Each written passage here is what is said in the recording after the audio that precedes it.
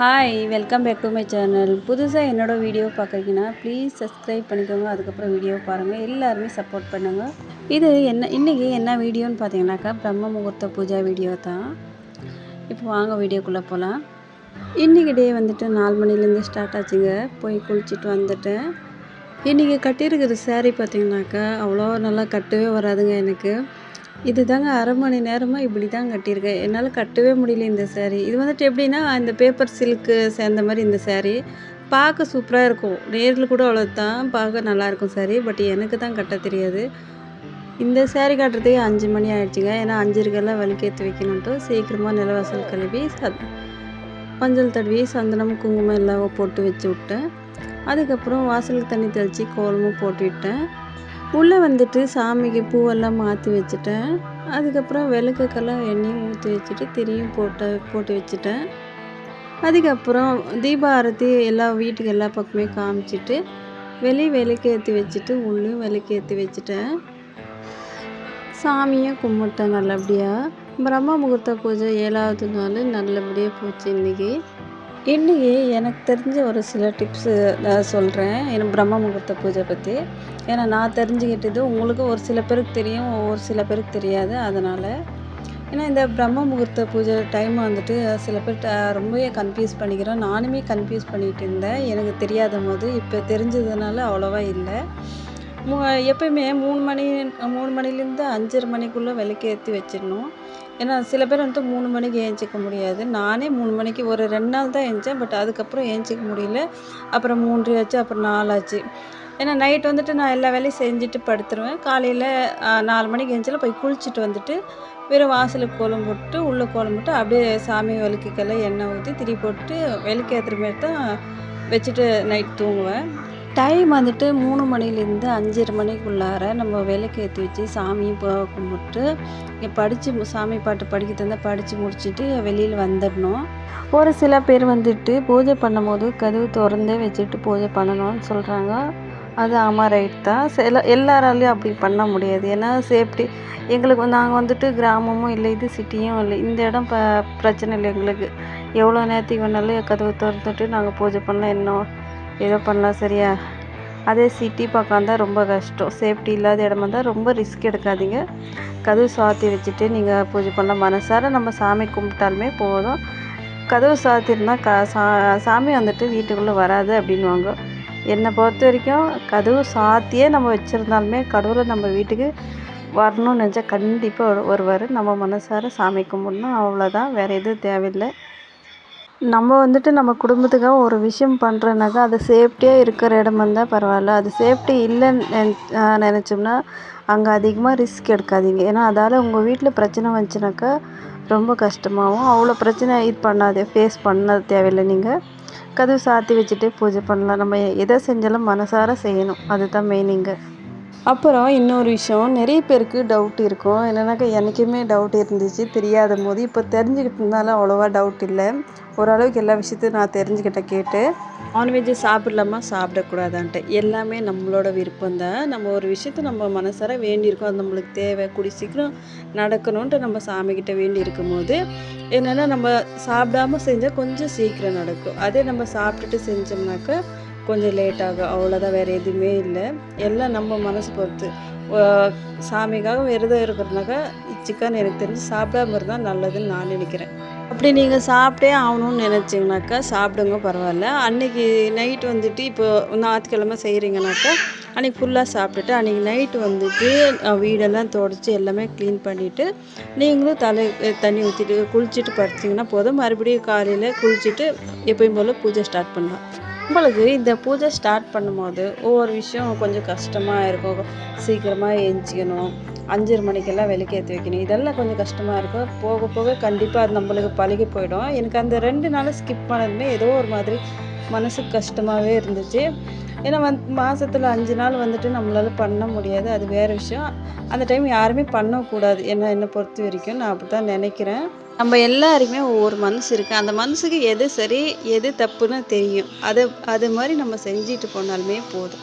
இப்போ நான் சொல்கிறேன், அவங்க சொல்கிறாங்க அதை கேட்டே ஆகணும் அப்படின்ட்டு எல்லாம் யார் சொன்னதுமே கேட்காது. உங்கள் மனசுக்கு என்ன சொல்லுதோ இது பண்ணால் இது நல்லது, அப்படின்னு உங்களுக்கு எது தோணுதோ அது கண்டிப்பாக பண்ணுங்கள். கண்டிப்பாக கடவுள் உங்களுக்கு நீங்கள் கேட்டது கண்டிப்பாக கொடுப்பாரு. ஒரு சில பேர் பிரம்ம முகூர்த்த பூஜை பண்ணும் போதே கூடவே இன்னொரு பூஜையும் பண்ணுவாங்க முருக பகவானுக்கு. அது என்னென்னா வெத்தலை தீபம் தான். அது செவ்வாய்க்கிழமை அதுலேயே அந்த ஒரே டைமில் பர்டிகுலர் டைமுன்ட்டு இருக்குது. அந்த டைமில் நம்ம வெத்தலை தீபம் ஏற்றி வழிபடும் போது நம்ம நினச்சது நிச்சயமாக நடக்கும். அந்த ஒரே டைமுன்றது வந்து எக்ஸாக்டான டைமு காலையில் 6லேருந்து 7 மணி, மதியம் 1 மணிலேருந்து 2 மணி, அப்புறம் நைட்டு 8 மணிலேருந்து 9 மணி. இந்த டைமில் வெத்தலை தீபம் நம்ம ஏற்றி வழிபடும் போது கண்டிப்பாக நிச்சயமாக நம்ம நினச்சது முருக பகவான் கண்டிப்பாக நம்மளுக்கு கொடுப்பாரு. அது சத்தியமாக நடக்கும். அப்புறம் நம்ம எல்லாருக்குமே இன்னொரு சந்தேகம் இருக்கும், டெய்லி நம்ம தலை குளிக்கணுமா அப்படின்ட்டு எல்லாருக்குமே இருக்கும். எனக்குமே இருந்துச்சு. ஏன்னா ஒரு விஷயம் நம்ம தெரிஞ்சதுக்கு முன்னாடி நம்மளுக்கு ரொம்ப கஷ்டமாக இருக்கும். அது தெரிஞ்சதுக்கப்புறம் இவ்வளோ தானா அப்படின்னு தான் இருக்கும். எதோ ஒன்றுமே அவ்வளோதான். நம்ம ஒரு விஷயம் தெரிஞ்சுக்கணுன்னா ஈஸியாக இருக்கும். தெரியாத போது ரொம்ப கஷ்டப்படுவோம். அதுக்கு நம்ம தூங்க ஏஞ்சிக்கும் போது நம்ம சுத்தமாக இருக்குமா இல்லையான்ட்டு அது நம்மளுக்கு தான் தெரியும். அதுவும் மேரேஜ் ஆனவங்களுக்கு உங்களுக்கு சொல்லவே வேணாம் நான் எதை பற்றி பேசுகிறேன்ட்டு. சரிங்களா? அது நம்மளுக்கே தெரியும் சுத்தமாக இருக்குமா இன்றைக்கி என்னன்ட்டு. அப்படி சுத்தமாக இல்லைனாக்கா தலைக்கு கண்டிப்பாக குளிச்சே ஆகணும். நான் வந்துட்டு எப்படின்னாக்கா எனக்கு தலை குளித்து பூஜை பண்ணால்தான் எனக்கு நிம்மதி. அதனால் நான் டெய்லியுமே தலைக்கு தண்ணி ஊற்றிக்குவேன். அது ஒன்றும் எனக்கு ஒன்றும் பெருசாக தெரியாத பிரச்சனை. அப்படியே நீங்கள் சுத்தமாக இருந்தீங்கனாக்கா தலைக்கு ஊற்ற வேண்டிய அவசியமே இல்லை. கை கால் முகம் கழுவிட்டு சாமிக்கு வந்துட்டு விளக்கு ஏற்றினா அதுவே போதும். சரிங்களா? ஆனால் அது எல்லாமே உங்கள்கிட்ட தான் இருக்குது. உங்களுக்கு தான் தெரியும் நீங்கள் சுத்தமாக இருக்கீங்களா இல்லையான்ட்டு. அது ஒருத்தர் வந்துட்டு நம்ம குளிச்சே ஆகணும், குளிக்கக்கூடாது எதையுமே நம்ம சொல்கிற மாரி இல்லை இல்லையா? அதனால் சொல்கிறேன். எனக்கே என்னன்னாக்கா எனக்கு ஒரு சின்ன வருத்தமாக இருக்குது. அதுலேயும் இந்த பூஜை ஸ்டார்ட் பண்ணதுக்கப்புறம் என்னன்னாக்கா பூஜை ரூமு தனியாக வேணும்னு ரொம்ப ஆசையாக இருக்குது. இப்போல்லாம் எப்படா நான் தனியாக பூஜை ரூம் கட்டுவேன் அப்படின்ட்டு எனக்கு ரொம்ப அது என்னன்னு தெரியல. இப்போ பூஜை ஸ்டார்ட் பண்ணதுக்கப்புறம் தனியாக எப்படியாவது ஒரு பூஜை ரூம் கட்டியே ஆகணும் அப்படின்ற ஒரு மனநிலைமை இருக்குது எனக்கு. அது என்னன்னே எனக்கு தெரியல. மறுபடியும் எப்படின்னா இன்னொரு கேள்வி நம்மளுக்குள்ளே இருக்கும், எல்லோரும் தூங்கும்போது நம்ம விளக்கு ஏற்றலாமா அப்படின்ட்டு. கண்டிப்பாக ஏற்றலாம். அது எப்படின்னாக்கா இப்போ நம்ம 3 மணிக்கு ஏஞ்சி பூஜை பண்ணுறோம். அதுக்காக நம்ம பண்ணுறோம் அப்படின்றதுக்காக எல்லோரும் ஏஞ்சிக்கணுன்னாக்கா என்ன கணக்கு? யாரும் ஏஞ்சிக்க மாட்டாங்கல்ல 3 மணிக்கு. நம்ம ஏஞ்சிக்கிறதுக்கே யோசிக்கிறோம். சரிங்களா? அதுவும் புதுசாக ஸ்டார்ட் பண்ணால் கொஞ்சம் கஷ்டமாக இருக்கும். அது பழக அது ஃபுல்லாக பழகிடுவோம். அதுக்கப்புறம் கஷ்டமாக தெரியாது ஏதோ ஒரு விஷயமே. என்னென்னா ஒவ்வொரு வீட்டில் வந்துட்டு ஒரே ரூமாக இருக்குது. அதிலே பூஜை ரூமெல்லாம் இருக்குது. அங்கேயே வந்துட்டு தலை வச்சு படுக்கிறாங்கல்ல, அப்படி மட்டும்தான் இருக்கக்கூடாதுன்னுவாங்க. மற்றபடி இப்போ தனித்தனியாக ஒரு பெட்ரூமு ஒரு ஆள் இப்படியாவது இருந்துச்சுனாக்கா அந்த ரூமில் தானே அவங்க இருக்காங்க. நம்ம ஹாலில் விளக்கேற்றும் போது எந்த ஒரு பிரச்சனையுமே இல்லை இல்லையா? அதுக்கு நீங்கள் என்ன பண்ணுனாக்கா ஒரே ஒரு ரூம் இருக்குல்ல, ஆனால் அவங்களுக்கு மட்டும்தான் சொல்கிறேன். அந்த சாமி வச்சுருக்கீங்கள அதுக்கு நேராக நீங்கள் படுத்திங்கனாக்கா இன்னும் இருக்கிறவங்கெல்லாம் அது கொஞ்சமாக அந்த பக்கம் தள்ளி தானே படுத்திருப்பாங்க. அப்போ எந்த பிரச்சனையும் இல்லை. நீங்கள் எப்படி இருந்தாலும் சீக்கிரமாக ஏஞ்சிடுங்க. ஏஞ்சி குளிச்சுட்டு பூஜை பண்ணுறதுக்கு சரியாயிடும். அதனால் நீங்கள் அப்படி நைட் படுக்கும் போது கரெக்டாக அந்த பூஜை ரூம் நேரம் நீங்கள் படுத்துருங்க. அவ்வளோதான்.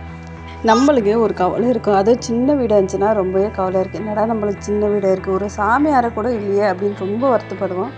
அவங்க தயவு செஞ்சு வருத்தமே படாதீங்க. கடவுள் கண்டிப்பாக நம்மளுக்குன்ட்டு கொடுப்பாரு. நம்ம ஒவ்வொரு விஷயத்தையும் இப்படி செஞ்சுக்கிட்டு இருந்தால் கடவுள் கண்டிப்பாக நம்மளுக்கு நம்ம நினச்சது நடக்கும். ஸோ எல்லாருமே தைரியமாக பிரம்ம முகூர்த்த பூஜை ஸ்டார்ட் பண்ணுறவங்க கண்டிப்பாக பண்ணுங்க, நல்லதே நடக்கும். அப்புறம் இன்னொரு விஷயம், காலையில் நேரம் ஏஞ்சி வாசல் கூட்டி தண்ணி தெளித்து கோலம் போட்டே ஆகணுமானாக்கா நான் என்ன சொல்லுன்னா கண்டிப்பாக போட்டே ஆகணும். அது சிட்டியில் இருக்கிறவங்களுக்கு ஆகாது. ஏன்னா சிட்டியில் எவ்வளோ பிரச்சனைன்ட்டு, ஏன்னா நானுமே சிட்டியில் இருந்து வந்தது தான். அது கிராமத்தில் நம்மளுக்கு அந்த எந்த ஒரு பயமும் இல்லை, எந்த ஒரு பிரச்சனையும் இல்லை. நம்ம 4 மணிக்கு இல்லை 3 மணிக்கு கூட ஏஞ்சி வாசல் கூட்டி தண்ணி தெளித்து கோலமெல்லாம் போடலாம். ஆனால் சிட்டியில் அப்படி பண்ண முடியாது. ஸோ அப்படி ரிஸ்க் யாரும் எடுக்க வேண்டாம். சரிங்களா? நம்ம கிராமத்தில் யார் இருக்கீங்களோ அவங்கெல்லாம் செஞ்சால் போதும். சிட்டியில் இருக்கிறவங்க கொஞ்சம் பார்த்து சாமி அறையில் கொஞ்சமாக தொடச்சி விட்டு அங்கேயே ஒரு கோலம் போட்டால் போதும். மற்றது வேணான்னு நினைக்கிறேன் வெளியிலலாம் போடுறது. எனக்கு தெரிஞ்ச விஷயத்த உங்கள்கிட்ட ஷேர் பண்ணியிருக்கேன். இந்த வீடியோ பிடிச்சா லைக் பண்ணி ஷேர் பண்ணி சப்போர்ட் பண்ணுங்கள். என்னோடய சேனலை மறக்காமல் சப்ஸ்கிரைப் பண்ணிக்கோங்க. இன்னொரு வீடியோவில்